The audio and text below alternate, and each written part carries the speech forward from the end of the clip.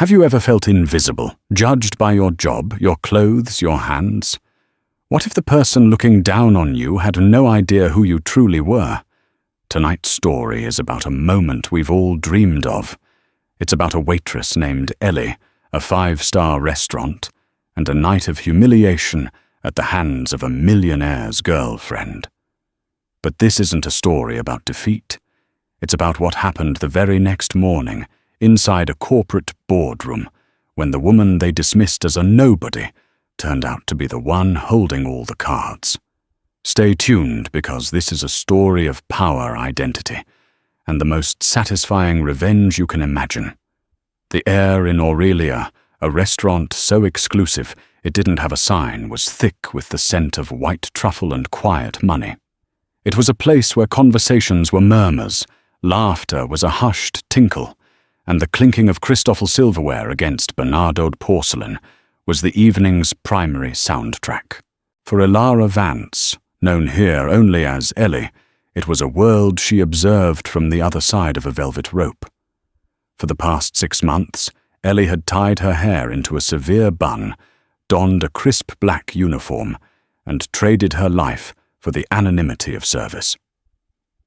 To the patrons, she was a pair of hands, a polite voice, a fleeting presence that refilled their San Pellegrino or cleared away the remnants of a $300 seared foie gras.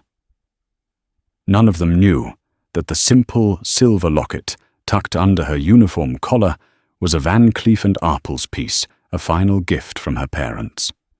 None of them could imagine that her modest downtown apartment was a carefully constructed facade, a rental she kept, while her true residence, a sprawling penthouse overlooking Central Park, sat empty, maintained by a silent staff. Her parents, Robert and Catherine Vance, had been titans of the tech world.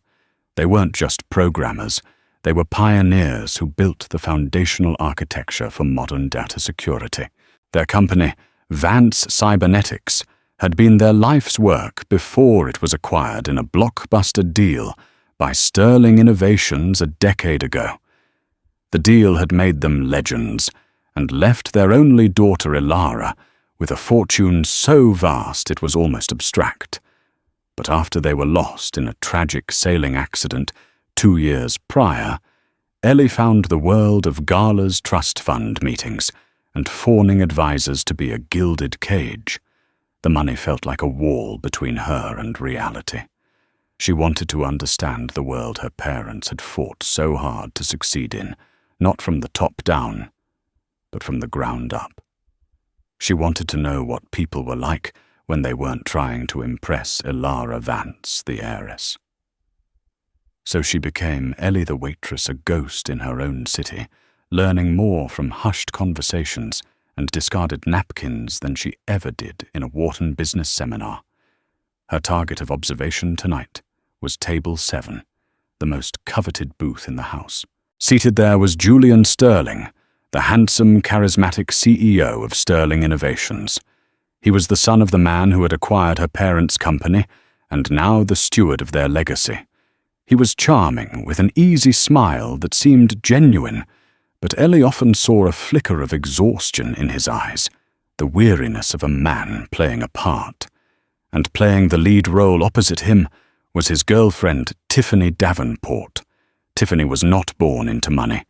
She had married it, divorced it, and was now aggressively dating it. She wore her ambition like the oversized Cartier Love bracelet on her wrist, a little too tight, a little too loud. Her beauty was sharp, meticulously curated, and wielded with the precision of a weapon. She laughed the loudest, gestured the most dramatically, and treated the staff with a casual disdain that marked her as deeply insecure. "Julian, darling." Tiffany's voice sliced through the restaurant's calm hum. "You're not even listening. I was telling you about Beatrice's ghastly choice of caterer for the Hamptons Gala." Julian offered a placating smile. "I'm listening, Tiff. Caterers. Got it." His eyes, however, were scanning the room, a subtle tension in his jaw. Sterling Innovations was in a precarious position. A hostile takeover was rumored, and a critical board meeting was scheduled for the following morning. The fate of the company and Ellie's parents' legacy hung in the balance. Ellie knew this because her financial advisor, the shrewd and fatherly Arthur Kensington, had been practically begging her to step out of the shadows and take her seat on the board. The anonymous trust, EV Capital, by which she controlled, held a 15% stake in the company, the deciding swing vote. "It's just pathetic," Tiffany continued, waving a dismissive hand. "It's like they hired people from a diner. No finesse, no class. It's all about the details. You know, presentation is everything." As she spoke, she turned her head, her eyes landing on Ellie, who was carefully approaching with a bottle of 1998 Chateau Margaux, a wine that cost more than her monthly waitress salary. Tiffany's gaze swept over Ellie's simple uniform, her sensible shoes, her clean but unmanicured hands. A small, cruel smirk played on her lips. She had found her detail to critique. Ellie paused at the table. "Mr. Sterling, Miss Davenport, the Chateau Margaux you requested." Julian nodded. "Thank you, Ellie." But Tiffany leaned forward, her voice dropping to a conspiratorial, yet performatively loud whisper. "Honestly, Julian, look at her. Do you really think she knows the first thing about a wine like this? She probably thinks vintage is something you find in a thrift store." Ellie's grip on the bottle tightened imperceptibly. She kept her expression neutral, a mask of professional deference she had perfected over the last 6 months. This was the game. To be invisible, to be nothing, to observe. But tonight, the game was about to change. The humiliation began as a slow burn. Tiffany watched Ellie's every move with the predatory focus of a hawk. As Ellie prepared to decant the wine, Tiffany held up, a hand stopping her mid-motion. "Let me see your hands," she demanded. The request was so unexpected, so jarring that for a second Ellie simply stared. Julian shifted uncomfortably in his seat. "Tiff, what are you doing?" "I'm ensuring quality control," Tiffany said, her eyes locked on Ellie's. "An establishment of this caliber should have standards. One expects pristine presentation from the food to the staff." She gestured impatiently. "Your hands." "Now." Fighting back a wave of indignation, Ellie slowly extended her hands, palms down. They were clean, her nails short and practical. They were the hands of someone who worked. There was a small faded scar on her right knuckle from a childhood fall, a tiny imperfection Tiffany's eyes immediately snagged upon. Chipped nail polish is one thing, but scars, and look at those cuticles, she scoffed, turning to Julian. "It's unappetizing. It's simply not what one pays for." Each word was a carefully aimed dart. Ellie felt the eyes of the adjacent tables turning towards them, the low hum of the restaurant, faltering as a pocket of uncomfortable silence formed around table 7. She could feel a hot flush creeping up her neck, but her face remained a calm, impassive mask. She had endured condescension before, but this was different.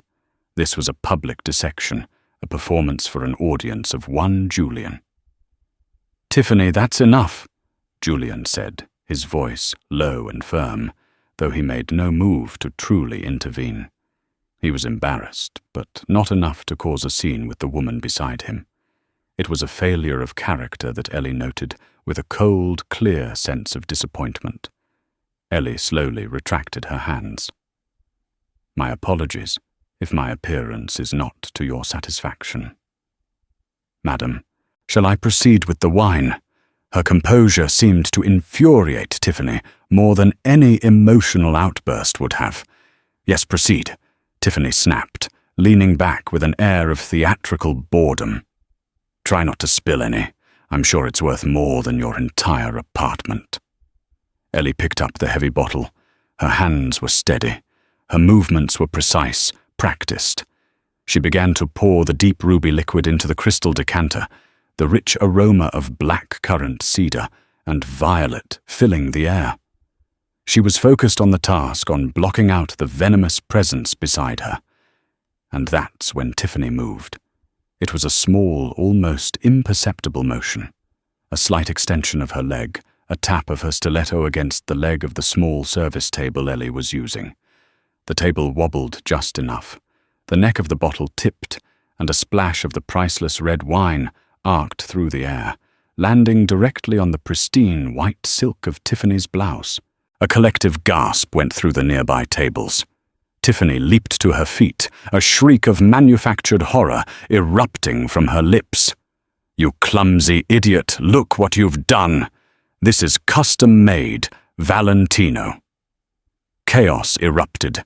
The manager, a perpetually flustered man named Mr. Dubois, rushed over. Julian was on his feet, dabbing at Tiffany's blouse with his napkin, which only smeared the stain. "I am so sorry," Ellie said, her voice, even though her heart was pounding. She knew with absolute certainty that the nudge had been deliberate. "Sorry doesn't cut it." Tiffany raged, her voice now loud enough to command the entire restaurant's attention. "This blouse costs $12,000 and the wine. What's that, another $3? You're going to pay for this. Every single cent. Ms. Davenport, please." Mr. Dubois began wringing his hands. "The restaurant will of course handle the cleaning and—" "Handle it! This is ruined!" she shrieked. "I don't want it handled. I want her to pay for it. I want her to learn that actions have consequences. I want you to fire her right now in front of everyone." The demand hung in the air, shockingly cruel. Firing her was one thing. The public humiliation was another entirely. It was a pure power play, designed to utterly break her. Ellie stood her ground, her eyes finally lifting to meet Tiffany's. The mask of the deferential waitress slipped for just a fraction of a second, revealing a glimpse of the steel beneath. "It was an accident," she said, her voice quiet but clear. "Oh, I'm sure it was," Tiffany sneered. "Just like it was an accident that you were born into a life where you have to serve people like me. Some people are just destined for mediocrity." Julian finally stepped in, placing a hand on Tiffany's arm. "Tiff, that's completely out of line. Let's just go." He pulled out his black Amex card. "Mr. Dubois put the cost of the blouse and the wine on my bill. We're leaving. Ellie, I apologize for this." His apology was weak, blanketed by his haste to escape the scene. He looked at Ellie with a flicker of pity, the look of a king offering a coin to a beggar. It was in its own way as insulting as Tiffany's tirade. Tiffany allowed herself to be led away, but not before firing a parting shot. She leaned in close to Ellie, her voice a venomous whisper. "Don't think this is over. I'll make sure you never work in a decent restaurant in this city again. People like you need to be taught their place." As they disappeared out the door, the restaurant slowly returned to its previous rhythm, but the stain of the encounter lingered. Mr. Dubois gave Ellie a sympathetic but nervous look. "Take a break in the back, Ellie. Just cool off." Ellie nodded numbly. She walked towards the kitchen, her back straight, her head held high. She didn't let them see the tremor in her hands. She didn't let them see the fire that had just been lit in her eyes. Tiffany Davenport wanted to teach her about her place in the world. Oh, she would. Starting at 9 a.m. the next morning. The staff entrance to Aurelia opened into a grimy alley that smelled of stale champagne and fried garlic. Ellie leaned against the cold brick wall, the city's cacophony, a welcome contrast to the suffocating quiet of the restaurant. She finally allowed the mask to drop. A single furious tear traced a path down her cheek, and she wiped it away with a rough swipe of her hand. It wasn't the spilled wine or the threat to her job that stung. It was the raw, unveiled contempt. Tiffany's belief that a person's worth was stitched into the label of their blouse. And worse, it was Julian's passive complicity. He was the head of a company built on her parents' genius, a company whose ethos was supposed to be about innovation and integrity. Yet he had stood by and watched a person be dismantled for sport. She took a deep breath, the anger solidifying into something cold and hard resolve. Her 6-month experiment was over. She had seen what she needed to see. The world from the ground up was hard-working, resilient, and often invisible. The world from the top down was complacent, entitled, and blind. And the company that connected them both, Sterling Innovations, was being led by a man who couldn't even stand up to his girlfriend in a restaurant. Her phone buzzed. It was Arthur Kensington. She answered, her voice still tight. "Elara, I saw you on the schedule for tonight. Are you all right?" Arthur's voice was warm, laced with the concern of a man who had known her since she was in pigtails. He had been her father's closest friend, and was now the fierce guardian of her estate. "I've had better nights, Arthur," she said, walking out of the alley and hailing a taxi. She gave the driver the address to her modest rental, a force of habit. "What happened?" She recounted the entire sordid affair, the comments about her hands, the deliberate trip, Tiffany's tirade, Julian's weakness. She left nothing out. Arthur was silent for a long moment. When he spoke, his voice was like ice. "That woman is a piranha in a Gucci dress. And Julian Sterling. I am profoundly disappointed. Robert would be too. He just stood there," Ellie said, the memory still fresh. "He let it happen." "Inaction is a form of action, my dear," Arthur said grimly. "Which brings me to my next point. I know you're tired, but I need to see you. Not at the apartment. At the penthouse. We have the board meeting at 9 a.m.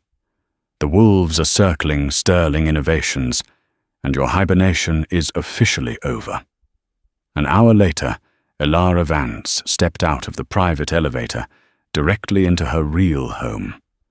The penthouse was a testament to her parents' taste, modern minimalist, with floor-to-ceiling windows that offered a godlike view of the Manhattan skyline. The impersonality of the space used to bother her. Tonight it felt like armor. Arthur was waiting for her in the study, a glass of Macallan 25 in his hand, and a stack of files on the polished marble table. He was impeccably dressed in a Savile Row suit, his silver hair neatly combed. He looked every bit the powerful attorney he was. "Welcome home, Elara," he said gently. "Or should I say, welcome back." She sank into a leather Eames chair, the exhaustion of the night hitting her all at once. She wanted me fired for being clumsy. "Tomorrow," Arthur said, sliding a file across the table, "you're going to show them what real power looks like. This isn't about revenge on some vacuous shrew, Elara. This is bigger. Our intelligence from Goldman Sachs confirms that Harrison Shaw of Cybercorp is making a play. He's been buying up shares through shell corporations, and we suspect he has a mole on the Sterling board. He plans to initiate a hostile takeover gut, the R&D department, your father's pride and joy, and sell the company for parts." Ellie opened the file. It was filled with financial projections, shareholder analytics, and biographies of the board members. Her mind, sharp and analytical, a trait inherited directly from her parents, began to process the information. The waitress persona fell away, completely replaced by the astute businesswoman she was raised to be. "Shaw's been a vulture for years," she murmured, scanning a report on his recent acquisitions. "And the board is weak. Their old money mostly concerned with quarterly dividends. They'll fold the moment he applies real pressure." "Precisely," Arthur said. "Except for one thing he hasn't accounted for. EV Capital. He and Julian Sterling think it's just some faceless institutional investor. They have no idea it's controlled by one person. They have no idea that person is the daughter of the man whose genius they're all living off of. Your 15% stake, combined with the 8% held by loyalists to your father's memory, gives us a 23% voting bloc. It's enough to block the takeover and dictate the company's future. Ellie looked up from the files, her gaze meeting Arthur's. The last vestiges of the timid waitress were gone. They've been protecting my identity. No one on the board knows who Evie is. No one, Arthur confirmed. Your parents set up the trust with impenetrable layers of privacy. As far as the world is concerned, Elara Vance is just a reclusive heiress living off her inheritance. No one suspects you have any interest or control in the business. She stood up and walked to the window, looking down at the glittering city. Down there, Julian Sterling was probably placating Tiffany, promising to buy her a new Valentino blouse. They saw the world in such small terms: possessions, status, petty slights. They had no idea what was coming. "All right, Arthur," she said, her voice ringing with newfound authority. "Get my clothes ready. I want the navy blue Tom Ford power suit, and schedule a call with the head of my proxy team. I want to be fully briefed before we walk in there." She turned from the window, a wry, humorless smile on her face. "Ms. Davenport wanted to teach me about my place. Tomorrow I'll be teaching Julian Sterling about his. He's the CAO. He's supposed to be a leader. And a leader's first responsibility is to protect his people and his company. He failed on both counts tonight." Julian Sterling loosened his tie as his Rolls-Royce Phantom glided through the silent, pre-dawn streets of Manhattan. The argument with Tiffany had been explosive. He had dropped her at her apartment, the air in the car still crackling with her fury. It wasn't just about the waitress. It was about his lack of theatrical outrage on her behalf. "You should have had her fired, Julian. It shows weakness," she had seethed. "It shows basic human decency, Tiffany." He'd shot back, the words tasting foreign in his own mouth. He was tired of the performance, of the constant placating, of the shallow world Tiffany embodied. The image of the waitress Ellie was seared into his mind. Her quiet dignity in the face of such ugliness had been more powerful than any of Tiffany's histrionics. There was a depth in her eyes, a flicker of something intelligent and unbreakable that had unsettled him. He felt a profound sense of shame for his own cowardice. But shame was a luxury he couldn't afford this morning. He strode into the monolithic glass and steel tower of Sterling Innovations, his stomach in a knot. The 40th floor boardroom was already beginning to fill up. These were the titans of industry, the silver-haired men who sat on half a dozen boards and had known his father. Men like Marcus Thorne, the stoic board chairman, and Richard Davies, a cantankerous but brilliant financier who had been with the company for 30 years. His COO, David Chen, met him by the coffee station, his face grim. "The rumors are true," David said in a low voice. "Our sources at Morgan Stanley confirmed it. Harrison Shaw is behind the recent stock surge. He's coming for us." Julian's blood ran cold. Harrison Shaw was a corporate raider of the old school, a man who saw companies not as living entities, but as collections of assets to be stripped and sold. "How much does he have?" "We think he controls close to 18%, David said. "If he can sway Davies and the other undecideds, he'll have enough to force a vote of no confidence in you and install his own people." "And what about EV Capital?" Julian asked the question he'd been asking for weeks. "Any word on who they are?" David shook his head. "Still a ghost. They've been acquiring shares, slowly, quietly, for over a year. They're now the second largest shareholder after the Sterling Family Trust. They hold 15%. They're the kingmaker in this whole mess. Whoever they side with wins, And they won't communicate. Not a word, David confirmed. We've sent feelers through every back channel we have. Their lawyers are a brick wall. All we know is that the trust is managed by Arthur Kensington. The name rang a bell. Kensington, the Vance family's lawyer. The very same, David said. We thought it might just be a portfolio decision diversifying the Vance estate. We never imagined they'd take an active role. Julian ran a hand through his hair. The Vance legacy. It was the bedrock of the company's most profitable division. The security patents filed by Robert Vance were still years ahead of their time. He felt a pang of guilt. He had taken that legacy and focused on flashy consumer tech, neglecting the core R&D that Robert Vance had championed. He was more focused on quarterly earnings and market perception than long-term innovation. Harrison Shaw knew that. He saw a company that was ripe for the plucking. The board members began to take their seats around the colossal mahogany table. Marcus Thorne called the meeting to order his voice a low rumble. The initial pleasantries were dispensed with quickly, and the tension in the room became palpable. Just as Marcus was about to introduce the first item on the agenda, the boardroom doors swung open. Everyone turned. Julian expected a junior associate with last-minute documents. Instead, he saw Arthur Kensington looking as poised and formidable as ever. But it was the person who walked in beside him that made the air leave Julian's lungs.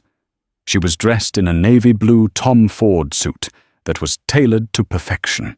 Her hair was down, falling in sleek, dark waves around her shoulders.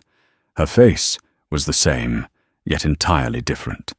The tired, deferential anxiety of the waitress was gone, replaced by an aura of calm, unshakable confidence. On her feet were not sensible work shoes, but a pair of killer Manolo Blahnik heels that clicked with quiet authority on the marble floor. It was Ellie, the waitress from Aurelia. A wave of confusion rippled through the room. Board members exchanged bewildered glances. Julian could only stare his mind, struggling to reconcile the two images. It was impossible. It had to be a coincidence, a sister, a doppelganger. Tiffany, who had insisted on attending to provide moral support and to ensure Julian wasn't weak, let out a small, incredulous laugh from her seat against the wall. "My God, Julian," she whispered loudly enough for several people to hear. "They let anyone in here, don't they? Is the catering staff making a presentation?" Ellie's eyes, cool and calculating, swept across the room and landed on Julian. There was no anger in her gaze, no hint of revenge. There was something far more unnerving assessment. She was looking at him as if he were a line item on a balance sheet. Marcus Thorne, the chairman, finally found his voice. "Arthur, I trust there's a good reason for this interruption. This is a closed board meeting." Arthur Kensington smiled, a thin, satisfied smile. He placed a hand on Ellie's shoulder. "Gentlemen, my apologies for the late arrival," he said, his voice filling the suddenly silent room. "Allow me to formally introduce my associate. You know her on your ledgers as the principal of EV Capital, the holder of the deciding 15% stake in Sterling Innovations."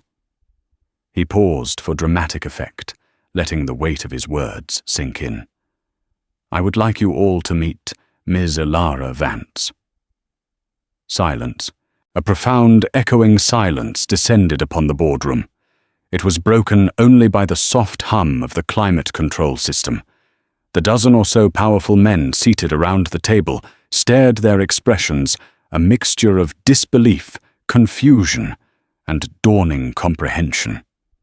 Julian Sterling felt as though the floor had dropped out from beneath him. Elara Vance. The Elara Vance. The pieces of the puzzle clicked into place with dizzying speed. The anonymous trust, EV Capital, Arthur Kensington, the quiet dignity at the restaurant. It wasn't a waitress he had pitied, It was the reclusive, brilliant daughter of the man whose genius had built a cornerstone of his empire. He had been patronizing his second-largest shareholder. Across the room, Tiffany Davenport's face had gone from smug amusement to a mask of pale, horrified shock. Her mouth opened and closed silently, like a fish out of water. The woman she had called a clumsy idiot, the woman whose hand she had insulted, the woman she had threatened to blacklist from the service industry, was a person of immense wealth and power. The Valentino blouse, the Chateau Margaux, they were trivialities, the pocket change of the woman she had tried to humiliate. Ilara's gaze swept over the stunned faces, calm and measured.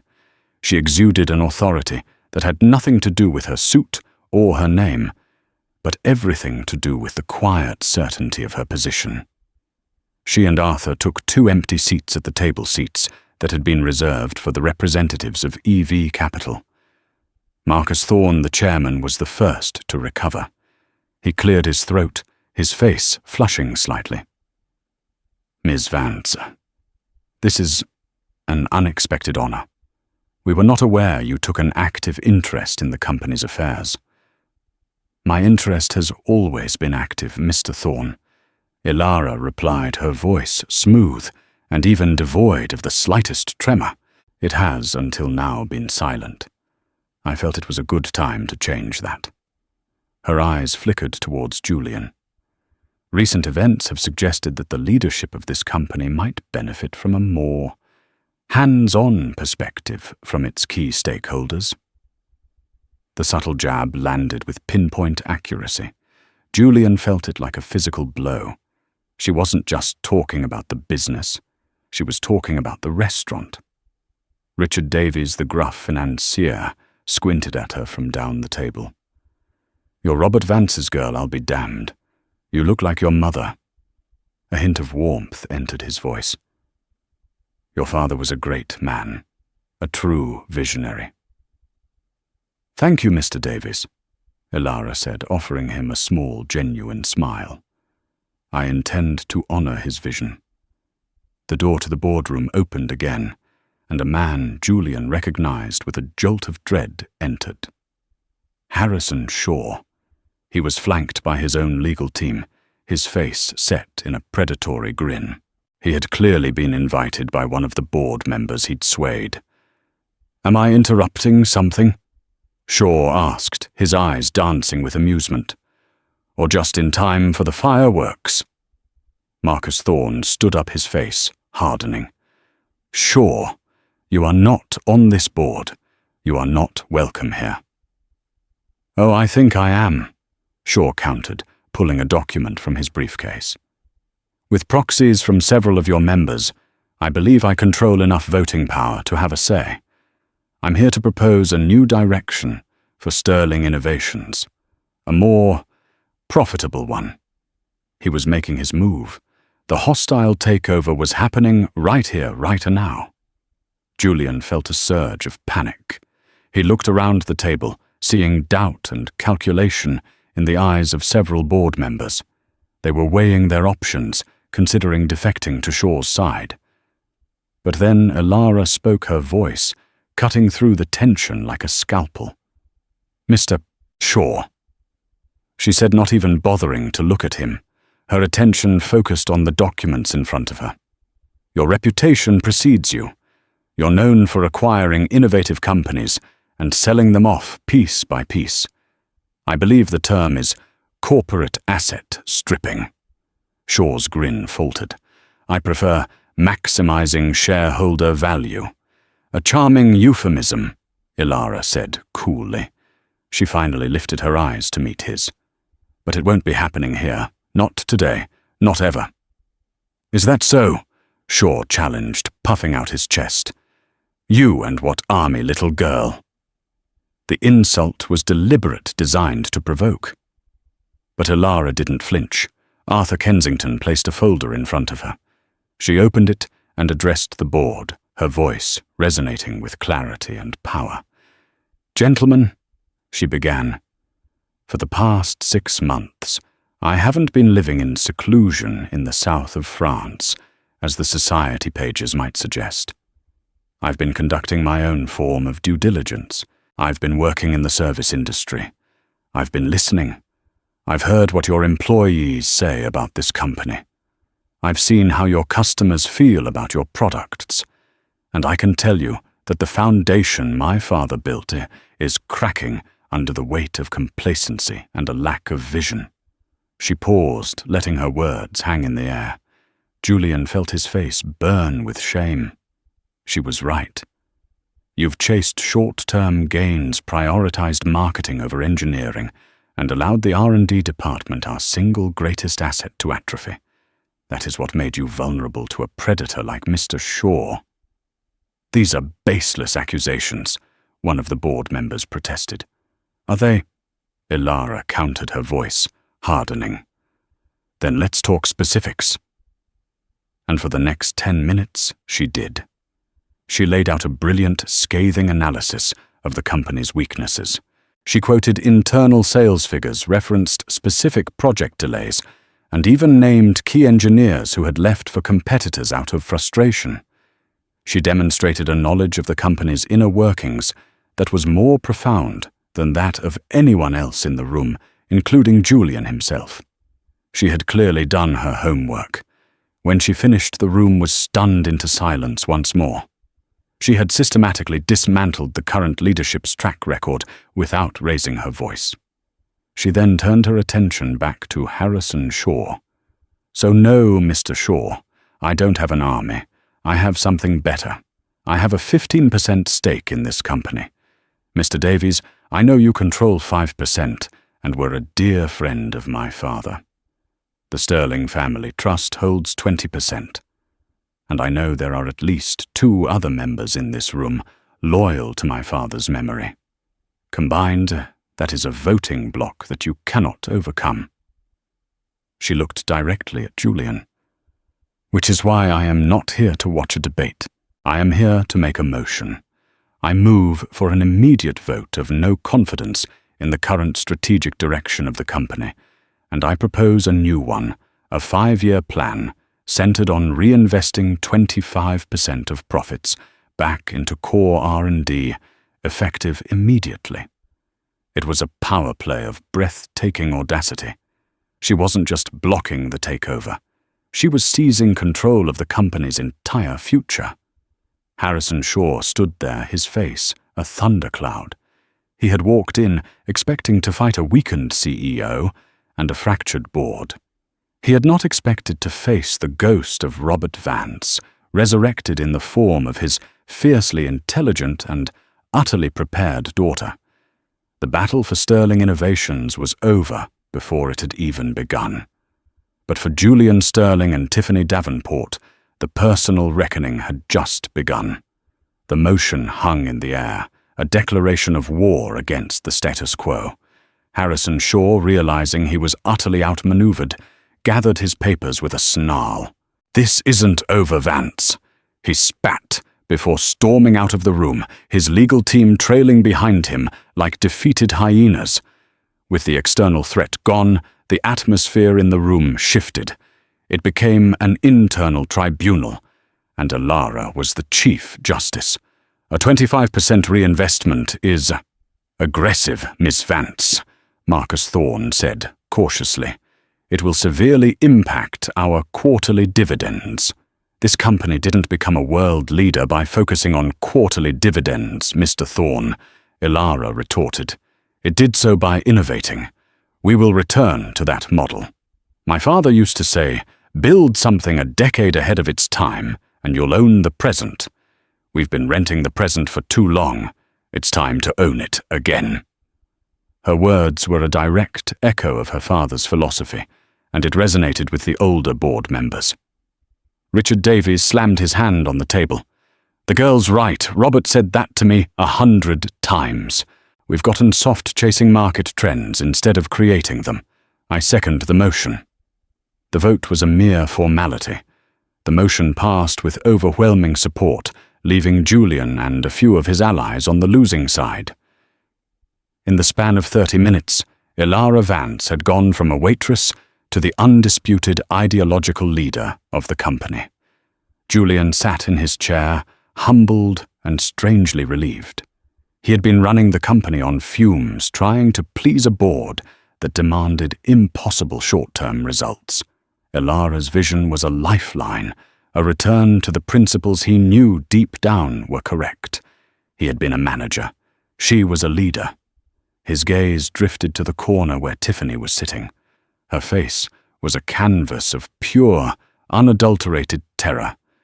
She looked small and insignificant, a gaudy accessory in a room where real power was being wielded. She had tried to ruin a woman's life over a wine stain, and that woman now held the fate of her boyfriend's entire career in her hands. As the board members began a heated discussion about the new plan, Ilara's attention sharpened. She wasn't finished. "There is one more piece of business," she announced, her voice dropping, drawing everyone's focus once more. Mr. Shaw's takeover attempt was aggressive, but it was also well-informed. He knew exactly which divisions were underperforming and which board members were wavering. His intelligence was too good. A nervous energy filled the room. She was suggesting a leak, a traitor. "While conducting my due diligence," Ilara continued, "I came across certain financial irregularities, small, almost undetectable transfers being routed through a series of offshore accounts. It took some of the best forensic accountants from a firm my family retains, Goldman Sachs, to trace them. They originated from a shell corporation owned by Harrison Shaw." She slid a new file to the center of the table. "And they terminated in an account belonging to someone in this room." Every person at the table stiffened. Eyes darted around, suspicion poisoning the air. Over the past year, Ilara said, her gaze slowly moving from one face to another, someone at this table has been feeding Harrison Shaw sensitive internal data project timelines, financial weaknesses, personnel files in exchange for millions of dollars, and a promised seat at the head of the new company. She let the accusation settle. Julian's mind raced. Who could it be? Her eyes finally stopped landing on a man who had been with the company for 20 years. A man Julian trusted implicitly. A man who had been a pallbearer at his own father's funeral. "Isn't that right, Mr. Davies?" The entire room gasped.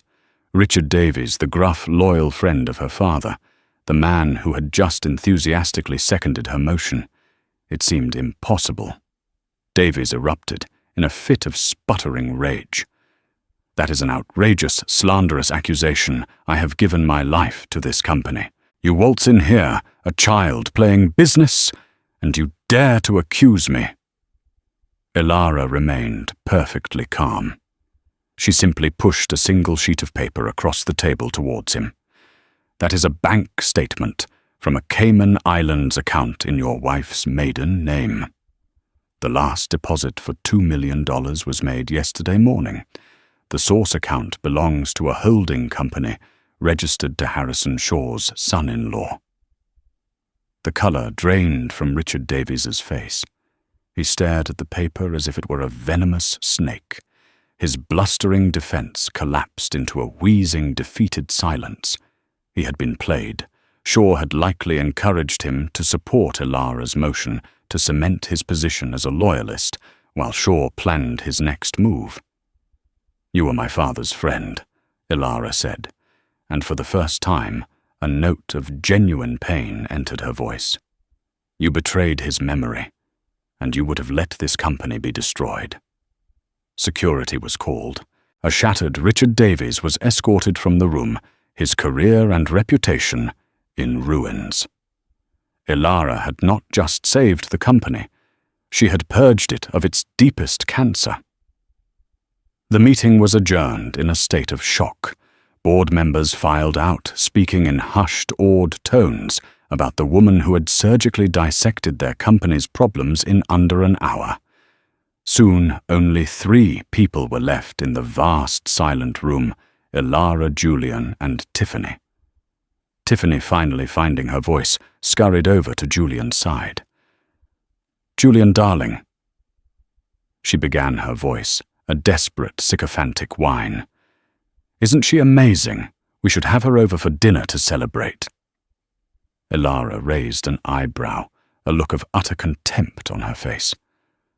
Julian finally stood up, his face etched with shame. He looked at Tiffany, and for the first time he saw her with absolute clarity.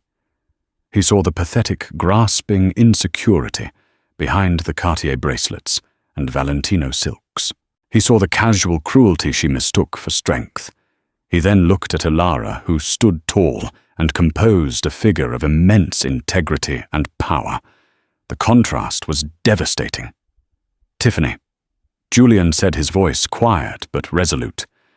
"We're done. Please just go." What Julian know after everything? "Go." He repeated, his voice colder this time. He turned his back on her, a final, unequivocal dismissal. With a choked sob, Tiffany grabbed her ridiculously expensive purse and fled the room, her empire of borrowed status crumbling to dust around her.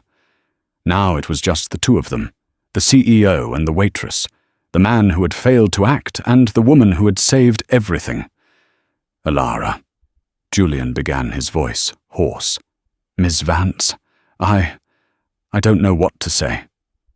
"Then don't say anything," she replied, her expression unreadable. "No, I have to," he insisted, taking a step towards her. "What happened last night at the restaurant? It was inexcusable. My behavior, my inaction, was worse than hers. I am the CEO of this company. I am supposed to embody its values. And I failed, completely. I am profoundly, deeply sorry. Not because you are who you are, but because of what was done, and what I allowed to be done to another human being." It was a genuine apology. Sincere, humble. He wasn't trying to save his job. He was trying to salvage a piece of his own self-respect. Ilara studied him for a long moment. She saw the shame in his eyes, the regret. She saw the man he could be, not just the man he had been. "An apology is a start, Mr. Sterling," she said, her tone softening, almost imperceptibly. "But actions are what matter now. This company is broken.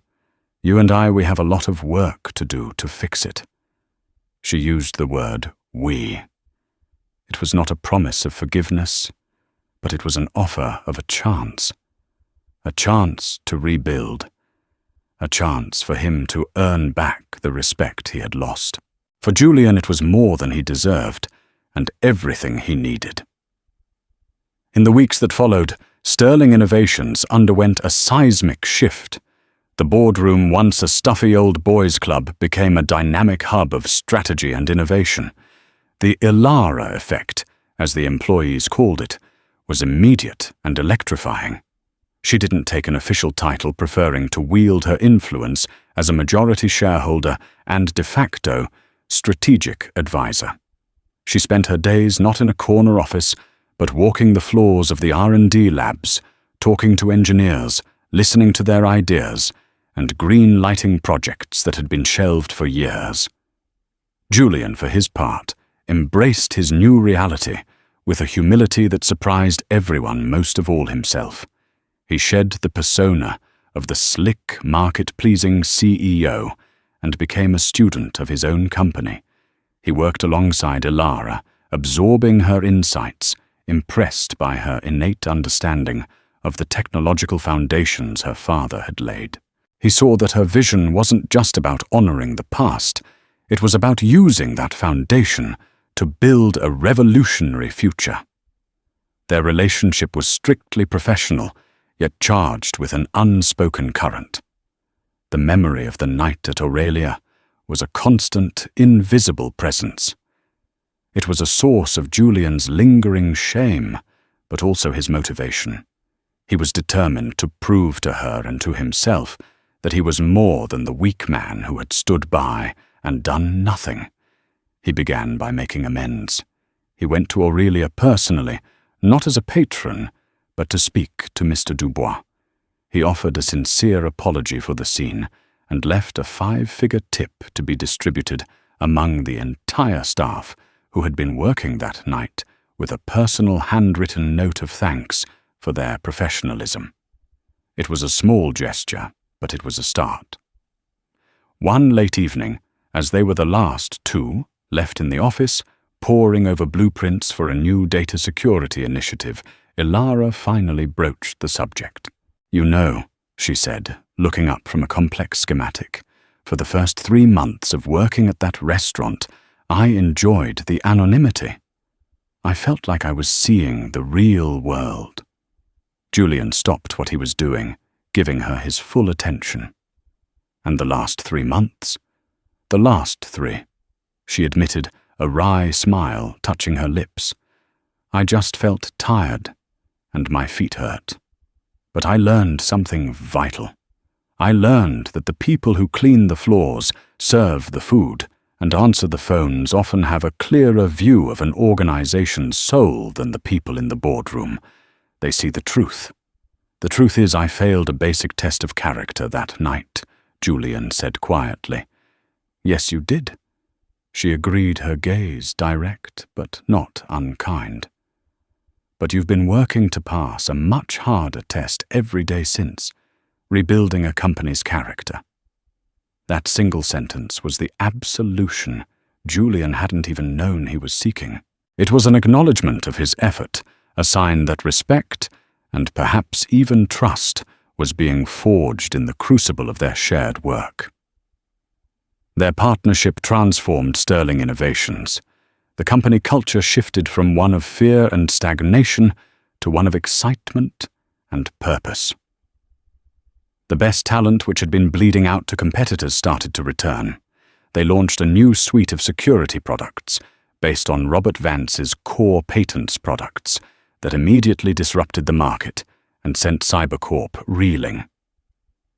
6 months after the fateful board meeting, Julian found Ilara on the rooftop deck of the Sterling Tower, looking out at the city skyline. "I just came from a meeting with the board," he said, standing beside her. "They've officially approved the R&D budget increase for the next 5 years. Your plan is locked in." "Our plan," she corrected him gently. "Our plan," he agreed with a smile.